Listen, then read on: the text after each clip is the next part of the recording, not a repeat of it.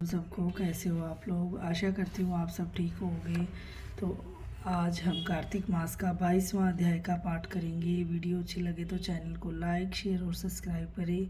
आपके like subscribe से बहुत मोटिवेशन मिलती है। तो चलो 22वां अध्याय प्रारंभ करते हैं।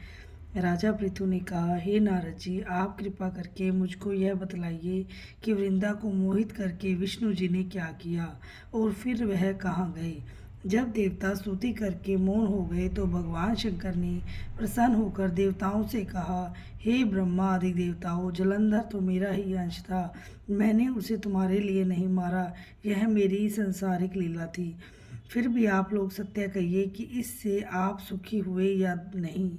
तब ब्रह्मादि देवताओं के नेत्र हर्ष से खुल गए और उन्होंने शिव जी को प्रणाम करके विष्णु जी का सब वृत्तांत कह सुनाया, जो उन्होंने बड़े प्रयत्न से वृंदा को मोहित किया था। तब वह अग्नि में प्रवेश करके परम गति को प्राप्त हुई।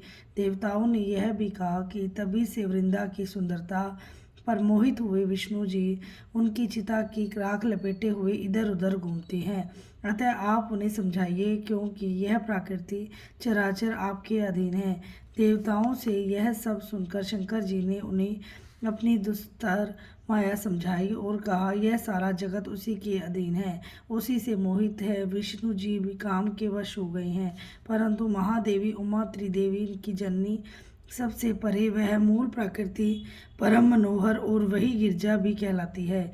विष्णु जी का मोह दूर करने के लिए आप सब उनकी शरण में जाइए। यदि वह प्रसन्न हो जाएंगी तो आप सबका काम हो जाएगा। शंकर जी की आज्ञा से सब देवता मूल प्रकृति को प्रसन्न करने के लिए चले। उनके पास पहुंचकर उनकी बड़ी स्तुति करी। तब आकाशवाणी हुई, हे देवताओं, मैं तीन प्रकार से तीनों गुणों से पृथक होकर स्थित होती हूँ। सतगुण से गौरी, रजोगुण से ज्योति रूप तथा आप लोग मेरी रक्षा से यदि सादर उन देवियों के पास जाओ तो वह तुम्हारे मनोरथों को पूरा कर देंगी। यह सुनकर सब देवताओं के नेत्र खुल गए और वे भगवती का आदर करते हुए गौरी, लक्ष्मी और सरस्वती को प्रणाम करने लगे। सब देवताओं की भक्ति पूर्वक प्रार्थना से वह सब देवियां प्रकट हो गई। सब देवताओं ने खुश होकर निवेदन किया।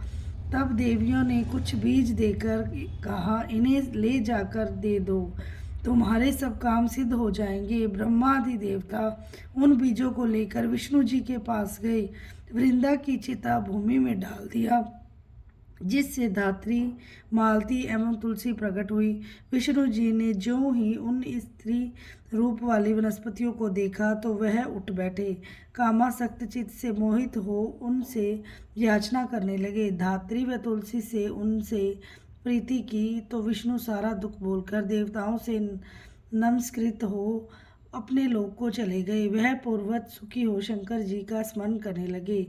यह आख्यान शिव जी की भक्ति देने वाला है। बोलो शंकर भगवान की जय हो, बोलो विष्णु भगवान की जय हो।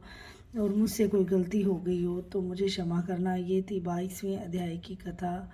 चलो कीर्तन करते हैं। श्रीमन नारायण नारायण नारायण, भजमन नारायण नारायण नारायण, जपमन नारायण नारायण नारायण, लक्ष्मी नारायण नारायण नारायण, राधे नारायण नारायण नारायण, श्रीमन नारायण नारायण नारायण।